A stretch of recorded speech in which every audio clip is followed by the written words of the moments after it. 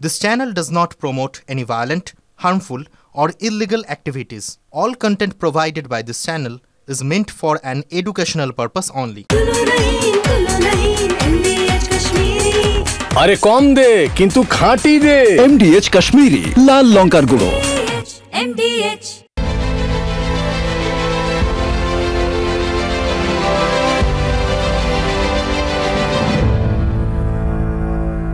ভোটকাটা স্পেশালের শুরুতেই আপনাদের দেখাবো স্ক্রিন জুড়ে ফুল স্ক্রিন টপ 10 ব্রেকিং। দেখুন ব্রেকিং নাম্বার 1 পিসিআর কে বলবো ব্রেকিং নাম্বার 1 চালাতে 1 নম্বর। বিহারে হদিশ নেই 73 লক্ষ ভোটারের, 29,62,000 ভোটারের ফর্মই জমা পড়েনি এখনো পর্যন্ত। নির্দিষ্ট ঠিকানায় মেলেনি 43,93,000 ভোটারকে, তার মানে প্রায় 44 লক্ষ ভোটারকে যে ঠিকানা দেওয়া আছে সেই ঠিকানায় পাওয়া যায়নি। নেক্সট 2 নম্বর ব্রেক। সুপ্রিম কোর্টের পরামর্শ মানল না জাতীয় নির্বাচন কমিশন। সুপ্রিম কোর্টের পরামর্শ মানল না জাতীয় নির্বাচন কমিশন। কোন পরামর্শ ছিল? নেক্সট,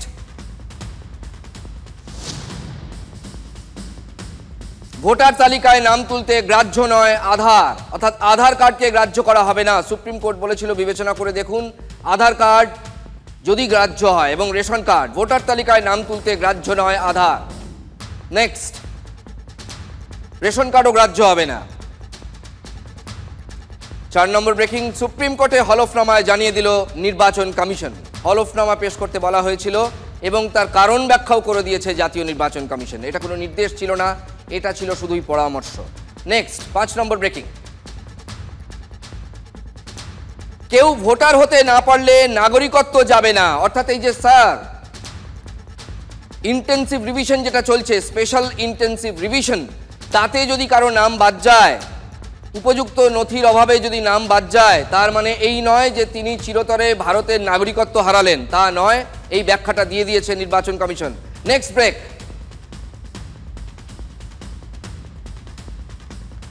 স্যারে ভোটার কার্ডের ভূমিকা থাকবে না, অর্থাৎ voter card, existing voter card আছে মানেই তিনি যে এবারও ভোট দিতে পারবেন এমন কিন্তু নয়। ওই যে 12টা তালিকা আপনাদের দেখাচ্ছিলাম, সেই 12টার মধ্যে যে কোনো একটা প্রডিউস করতেই হবে। নেক্সট, তারপর বিধানসভা ভোটের আগে নতুন উদ্যোগ মমতার সরকারের বা তৃণমূলের সরকারের। কি সেই উদ্যোগ? আজকে মমতা বন্দ্যোপাধ্যায় নিজেই প্রেস কনফারেন্স করে জানিয়েছেন। দুয়ারে সরকারের ধাঁচে আরও নিবিড় মুশকিল আসান প্রকল্প মমতা বন্দ্যোপাধ্যায় চালু করছেন। এবার চালু হচ্ছে আমাদের পাড়া আমাদের সমাধান। এবার চালু হচ্ছে, অগস্ট মাস থেকে চালু হচ্ছে আমাদের পাড়া আমাদের সমাধান। সেটা কেমন ব্যাখ্যায় বলবো নেক্সট ব্রেকিংয়ে। দেখুন আজকেই নবান্নে মমতা বন্দ্যোপাধ্যায় জানিয়েছেন 3টি করে বুথ নিয়ে আমাদের পাড়া, অর্থাৎ 3টে করে বুথ নিয়ে আমাদের পাড়া। কি হবে সেখানে? Next breaking. ওই 3টি করে বুথ জুড়ে কি হবে? জনতার মুশকিল আসান করবেন সরকারি অফিসাররা, অর্থাৎ যেগুলো খুব ছোটোখাটো মাইনিউট লেভেলের সমস্যা, আপনার একেবারে আঞ্চলিক স্তরের সমস্যা হতে পারে, কোনো নথি পাচ্ছেন না সেই ধরনের সমস্যা, এলাকার রাস্তাঘাটের সমস্যা, যেগুলো এলাকায় বসেই মিটিয়ে দেওয়া যায়, সেখানে সরকার চলে যাবে। ওই বুথ 3টিকে নিয়ে কয়েকজন অফিসার বা কর্মী থাকবেন, তারা সেখানেই সমস্যা মিটিয়ে দেওয়ার চেষ্টা করবেন। অর্থাৎ এটা হচ্ছে দুয়ারে সরকারের মিনিয়েচার ফরম্যাট।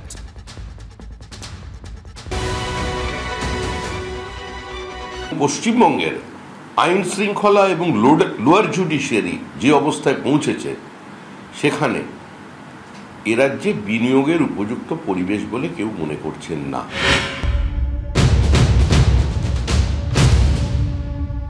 जो टीएमसी का गुंडा टैक्स है, ये बंगाल में निवेश को रोकता है। বাংলায় ব্যবসা বাড়ছে, বাংলায় দেউচা পাটমি হচ্ছে, বাংলায় তাঁতপুর বন্দর হচ্ছে। बांग्ला परिवर्तन चाहे, बांग्ला उन्नयन चाहे।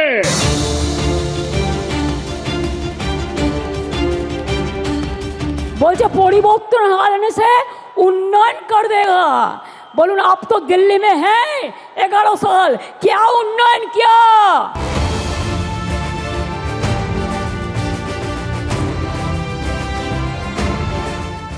একে মা মনসা তাই ধুনোর গন্ধ। 2026-এর বিধানসভা নির্বাচনের আগে রাজ্য সরকারের বিরুদ্ধে অল আউট আক্রমণে বিজেপি, এবং সেটা কর্মসংস্থান এবং শিল্পায়ন নিয়ে।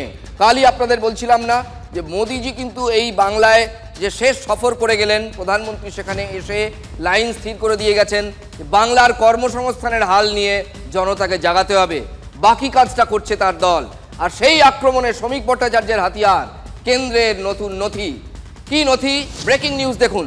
14 বছরে বাংলা ছেড়েছে 6,688টি কোম্পানি অর্থাৎ সংস্থা।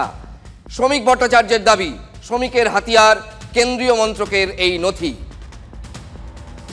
তাহলে রাজ্যের পরিবেশ কি বিনিয়োগ বান্ধব নয়? ডেস্টিনেশন বেঙ্গল যেটা রাজ্য ফলাও করে প্রচার করে সেটা কি অবাস্তব?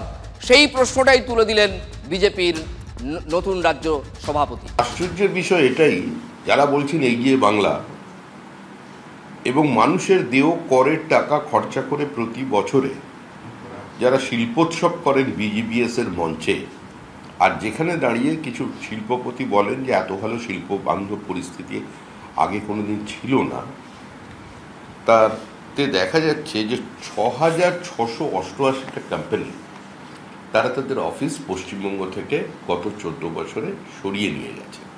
একটা ক্রোনোলজি আপনাদের দেখাই, দেখুন। 26-এ পরিবর্তন চাই। 18 তারিখ দুর্গাপুর, শিল্পনগরী দুর্গাপুর, বিধান রায়ের স্বপ্ননগরী দুর্গাপুর, সেখানে দাঁড়িয়ে এই বিনিয়োগের প্রশ্নে সওয়াল করেছিলেন নরেন্দ্র মোদী যে একবার আমাদের সুযোগ দিন, বাংলাকে শিল্পে এই দেশে সর্বোৎকৃষ্ট জায়গায় নিয়ে যাব।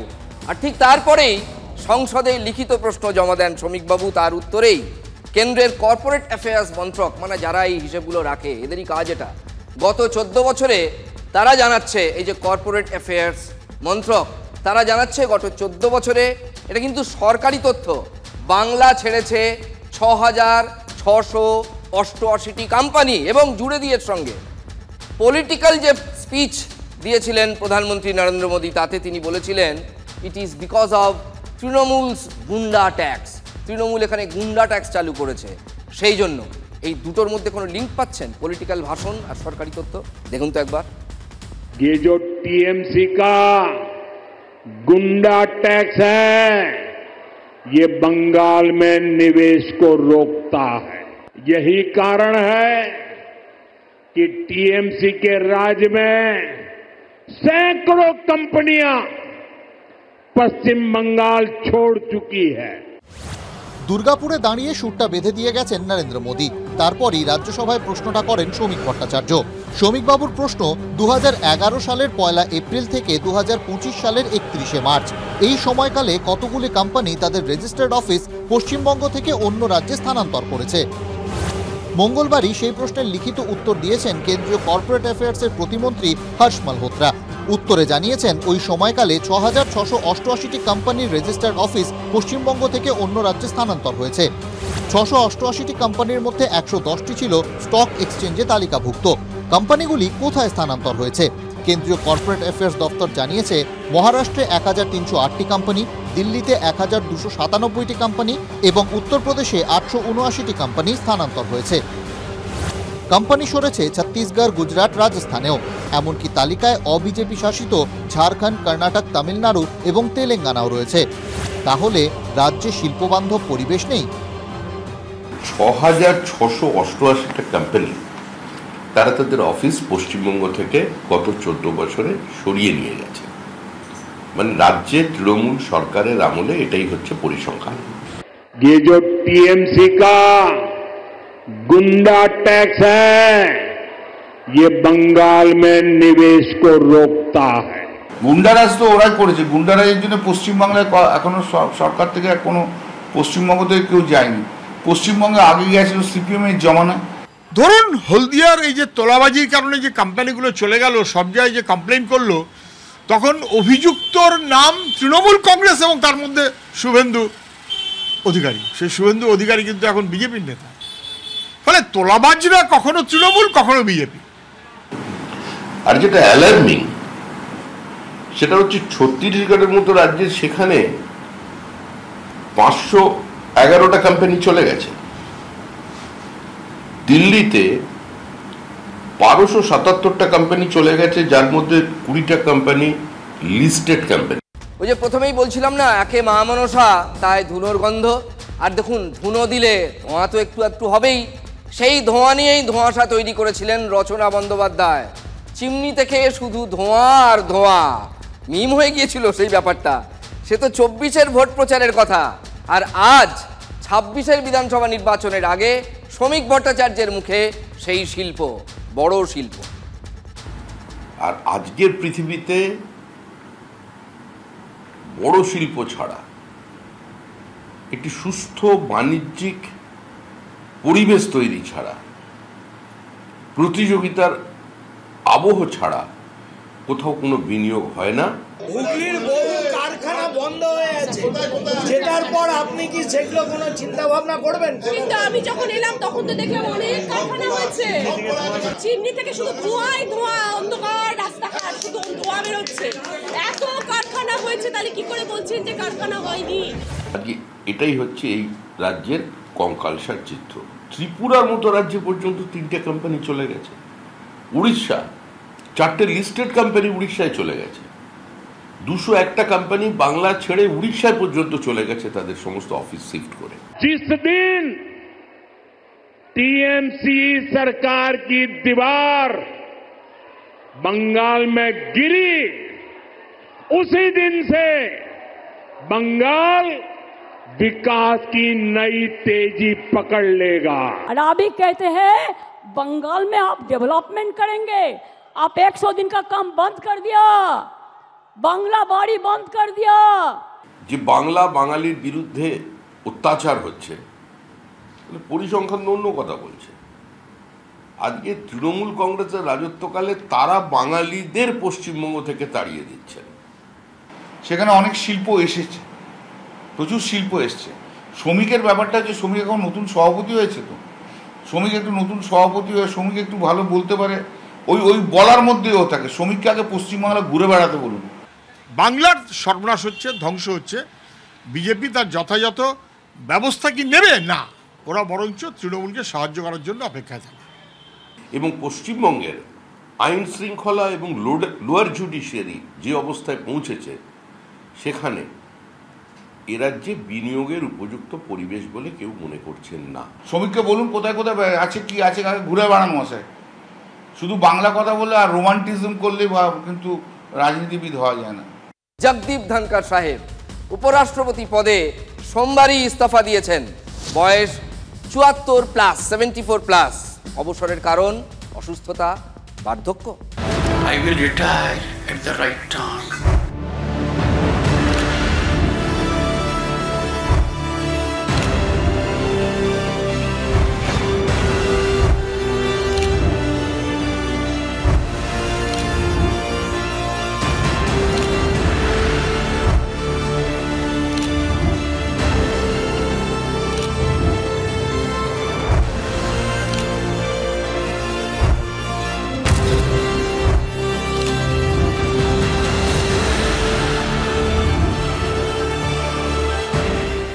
আমাদের এই বিগ বলের দিকে তাকান, বলুন তো কেন এই ক্যাপশনটা দিয়েছি?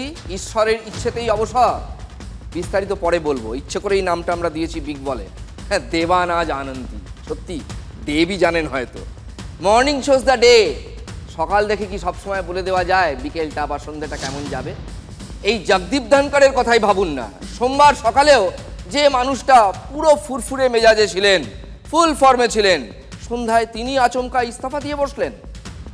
রাষ্ট্রপতিকে লেখা ইস্তফাপত্রে ধনকর সাহেব কি লিখেছেন জানেন? লিখেছেন শরীর ভালো যাচ্ছে না, শারীরিক অসুস্থতা, শরীর ভালো নয়। কিন্তু এত বাড়াবাড়ি রকমের অসুস্থতা ধনকর সাহেবের হয়ে গেল যে তড়িঘড়ি ইস্তফা দিতে হলো, এবং উপরাষ্ট্রপতির পদ থেকে। আরে রাজ্যসভায় তো তিনি হাউস চালাতেন, তাও আবার এই সেশন চলছে। এ তো ভারতের রাজনৈতিক ইতিহাসে, কিন্তু সংসদীয় ইতিহাসে নজিরবিহীন ঘটনা। I think we're all concerned about his health. No, it's very sad that he's got this sudden health issue. So our best wishes for his recovery. इसमें हम लोग क्या बोल सकते हैं, किसी का व्यक्तिगत फैसला है। स्वास्थ्य का खराब हो सकता तो एम्स जैसे बहुत ही बढ़िया हॉस्पिटल है, इसका इलाज हम करवा देंगे। और ऐसी कौन सी बड़ी स्वास्थ्य की मुद्दा है उपराष्ट्रपति का? कौन से पल आदमी बीमार होता है, सुबह क्या है, शाम को क्या, नहीं लोग बोलते हैं, अभी तो बात कर रहे थे। तो ऐसा नहीं है, उनको डॉक्टर ने कहा कि भाई you need to rest. Opacity इनका हॉलमार्क हो गया है, गैर पारदर्शिता। कोई निर्णय क्यों होता है, क्यों कोई व्यक्ति बीच अपने कार्यकाल में इस्तीफा दे देते हैं। If somebody wants to rest, उस पर भी राजनीति, किसी का शरीर गवाह नहीं कर रहा है, डॉक्टर ने कहा होगा। वो लंबे जंबे जाट है, हट्टे कट्टे सब ठीक ठाक है। राजनीति का लेवल दिन ब दिन नीचे गिरता जा रहा है। अगर ये सरकारी बीमारी है, ये अजीब वायरस भाजपा में घूमती रहती है, तो अब आके इनको भी ऐसे लग गए हैं। जगदीप धनकर साहेবের অসুখ এটা কি সরকারি বিমারি, রাজার অসুখের মতো? দেখুন, বিরোধীরা তো সন্দেহ প্রকাশ করবেনই, ভারতীয় রাজনীতিতে এসব হয়, গোটা পৃথিবীতে হয়, ভারতে বেশি করে হয়। ঠিক 12 দিন আগে মানে 10ই জুলাই ধনকর নিজেও নিশ্চিতভাবে বলেছিলেন 2027 পর্যন্ত তার মেয়াদ, তিনিই থাকছেন। I will retire at the right time. August 2027. Subject to divine intervention. বললেন, একটা শর্ত দিয়েছিলেন যে ডিভাইন ইন্টারভেনশন, অর্থাৎ যদি কোনো স্বর্গীয় হস্তক্ষেপ যদি হয় তাহলে কিছু করার নেই। এই জন্যই আমরা বিগ ওয়ালটায় লিখেছি ঈশ্বরের ইচ্ছেতেই অবসর মাঝপথে। শুনলেন তো, 2027 অগাস্টে আমি অবসর নেব যদি না ঈশ্বর অন্য কিছু স্থির করে রাখেন। তাহলে ঈশ্বরের ইচ্ছেতেই তাকে সরতে হলো, নাকি অন্য কোনো কারণে তিনি অপমানিত বোধ করে সংসদের বাদল অধিবেশনের প্রথম দিনেই হুট করে সরে দাঁড়ালেন? দেখুন, ধনকর সাহেবের এই অপমান বোধটা কিন্তু একটু বেশি, এটা আপনারা সবাই জানেন, বাংলার মানুষ এটা সব থেকে ভালো জানে। এই বাংলার রাজ্যপাল থাকাকালীন মমতা বন্দ্যোপাধ্যায় সরকারের সঙ্গে বারবার সংঘাতে জড়িয়েছেন ধনকর সাহেব। বারবার তিনি বলতেন আমি অপমানিত বোধ করছি, আমি অপমানিত বোধ করছি। এমনকি মনে আছে রেড রোডে ওই যে পুজো কার্নিভাল, ঘটা করে যে পুজো কার্নিভাল হয়েছিল, তাতে প্রথম যেবার তাকে আমন্ত্রণ জানানো হলো, সেবার মানে এই রাজ্যে দায়িত্ব পাওয়ার পর তিনি বললেন যে আমাকে একটা সাইডে চেপে দেওয়া হয়েছে, টিভি ক্যামেরা আমাকে ধরছেই না, ব্ল্যাক আউট করে দিয়েছে, অর্থাৎ পরিকল্পিতভাবে তাকে সেন্সার করা হয়েছে, এমন অভিযোগ তুলেছিলেন ধনকর সাহেব। সেদিন বিস্ময় ভরে ধনকর সাহেব প্রশ্ন করেছিলেন, how can you black out a person holding such an important post? যেটা শোনালাম আপনাদের, খুব দরকার ছিল এটা শোনানো, কারণ এটার সঙ্গে লিঙ্ক। সোমবারও কি তেমন অপমানজনক কিছু ঘটে গিয়েছে, মানে অন্তরালে, যা আমজনতা দেখতে পাচ্ছে না, যা আমরা দেখতে পাচ্ছি না, যার জন্য রাতারাতি উপরাষ্ট্রপতি পদে তাকে সরে দাঁড়াতে হলো? সোমবার বিজনেস অ্যাডভাইজারি কমিটির বৈঠক ছিল। দুপুর 12:30টার বৈঠকে জেপি নাড্ডা এবং কিরেন রিজিজু, দুই কেন্দ্রীয় মন্ত্রী সেখানে উপস্থিত ছিলেন, কিন্তু বিকেল 4:30 ফের বৈঠক হলে বিজেপির এই দুই মন্ত্রীকে আর কিন্তু সেখানে দেখতে পাওয়া যায়নি। নাড্ডা এবং রিজিজু যে আসবেন না তা ধনকর সাহেবকে জানানো হয়নি। তাতেই কি ফের অপমানিত বোধ করলেন ধনকর সাহেব? কংগ্রেসের সাধারণ সম্পাদক সাংসদ জয়রাম রমেশের একটা এক্স পোস্ট আপনাদের শোনাই। তিনি লিখছেন, দুপুর 1টা থেকে বিকেল 4:30 মধ্যে খুব গুরুতর কিছু একটা ঘটেছে, যার জেরে ইস্তফা দিয়েছেন ধনকর সাহেব। যেদিন থেকে তিনি উপরাষ্ট্রপতি হয়েছেন, এটাকে বলে মোর লয়াল দ্যান দ্য কিং। তিনি অনেক বেশি আরএসএস, অনেক বেশি বিজেপি, এটা প্রমাণ করার জন্য অনেক বাড়তি কথা বলেছিলেন, যতটা আরএসএস বিজেপি এখন বলেনি, ধাপে ধাপে বলবে, ভবিষ্যতে বলবে। নিজেদের মধ্যে অনেক বিরোধ আছে, সেই বিরোধের কীভাবে ওরা পরস্পরের মধ্যে সমঝোতা করে নিয়ে তৈরি ভেতরের ব্যাপার। এখন আরএসএস বনাম বিজেপিরও একটা বিরোধিতা দেখা যাচ্ছে। উনি ভেরি কম্পিটেন্ট পারসন, ওনার গ্রাউন্ড হেলথ গ্রাউন্ড বলে আমরা দেখেছি মিডিয়াতে, আমি এটা নিয়ে কোনো বক্তব্য। He is wealthy man. He is a healthy man. I think his health is absolutely okay. Let us watch. আমি তার সুস্থতা কামনা করি, কিন্তু যেদিন সেশন শুরু হচ্ছে তখন হঠাৎ শরীর বিগড়েছে তা তো নয়।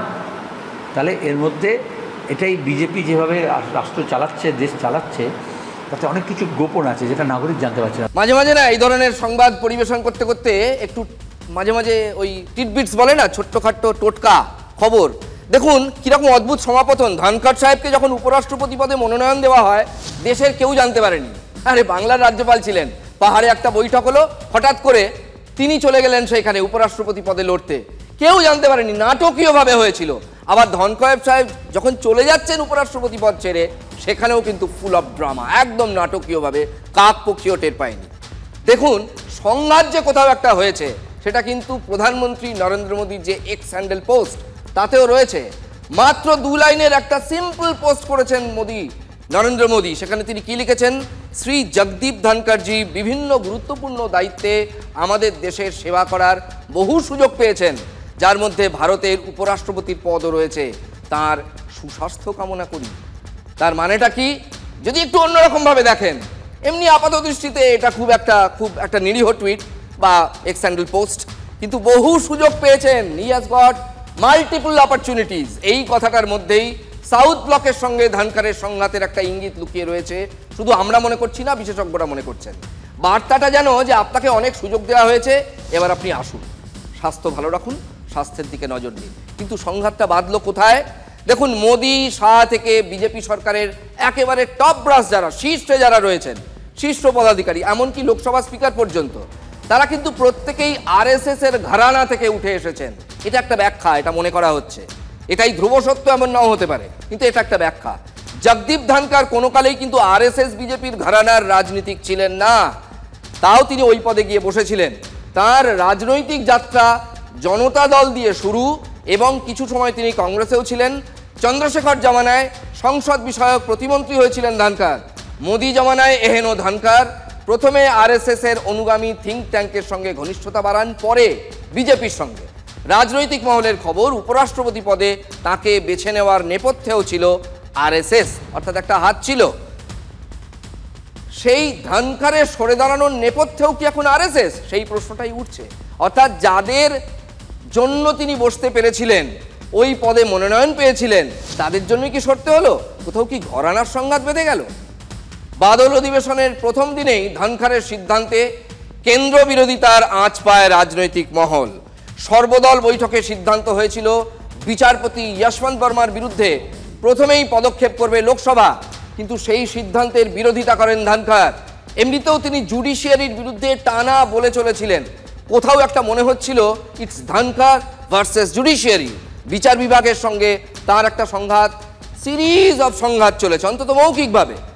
একই দিনে পেহেলগাঁও কাণ্ড নিয়ে রাজ্যসভার বিরোধী দলনেতা মল্লিকার্জুন খাড়গেকে বলার অনুমতি দেন ধনখড়।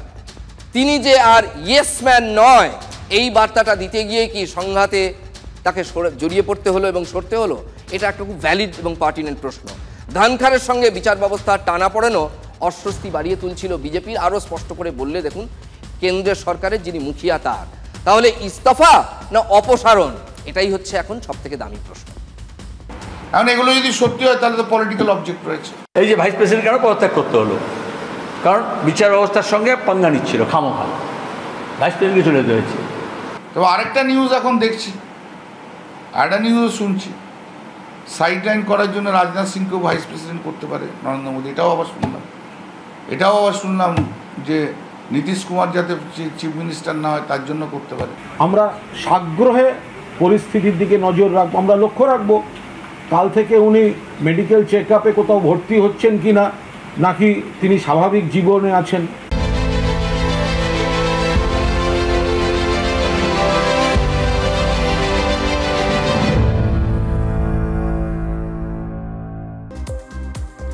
উপভোক্তারা কেন্দ্রীয় প্রকল্পের সুবিধা ঠিক মতন পাচ্ছেন কিনা খতিয়ে দেখছে পূর্ব মেদিনীপুরের কেন্দ্রীয় সরকারের প্রতিনিধি দল। 10 দিন ধরে জেলার বিভিন্ন গ্রাম পঞ্চায়েত এলাকা ঘুরে দেখবে কেন্দ্রের 2 সদস্যের এই দলটি। দিল্লি ফিরে রিপোর্ট দেবে প্রতিনিধি দল। বিজেপি মণ্ডল সভাপতিকে থানায় ডেকে গ্রেপ্তারের অভিযোগ। ধূপগুড়ি থানার বাইরে বিক্ষোভ বিজেপির। গাদং 2 নম্বর পঞ্চায়েত প্রধানের স্বামীকে বাঁচাতে গিয়ে আক্রান্ত বিজেপি মণ্ডল সভাপতি কৃষ্ণপদ সরকার। তাকে থানায় ডেকে গ্রেপ্তার করা হয় বলে অভিযোগ। প্রতিবাদে আগামীকাল ধূপগুড়ি বন্ধের ডাক বিজেপি। বাড়িতে জুয়ার আসর বসানোর অভিযোগে ধৃত তৃণমূল নেতা। বহরমপুর পূর্ব ব্লকের মনীন্দ্রনগর অঞ্চল তৃণমূল সভাপতি বলাই দত্তর 3 দিনে জেল হেফাজতের নির্দেশ। বাড়িতে জুয়ার আসর বসানোর অভিযোগে শাসক নেতা সহ মোট 8 জনকে গ্রেপ্তার করে পুলিশ। ধৃতদের কাছ থেকে উদ্ধার 2 লক্ষ টাকা। দুই পঞ্চায়েতের টানাপোড়েনে থমকে রাস্তা সংস্কারের কাজ। বেহাল রাস্তা সারাইয়ের দাবিতে অবরোধ গ্রামবাসীদের। বাদুরিয়ার মচলন্দপুর এলাকায় উত্তেজনা।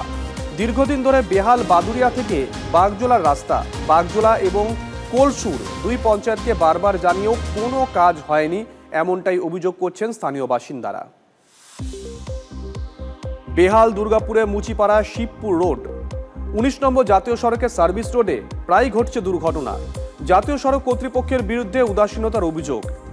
বামুনারা থেকে মুচিপাড়া পূর্ত দপ্তরের রাস্তাতেও বড় বড় গর্ত। ছবি দেখুন একবার। জাতীয় সড়ক কর্তৃপক্ষ ও পূর্ত দপ্তরকে বিষয়টি জানানোর আশ্বাস গোপালপুর পঞ্চায়েত উপপ্রধানের।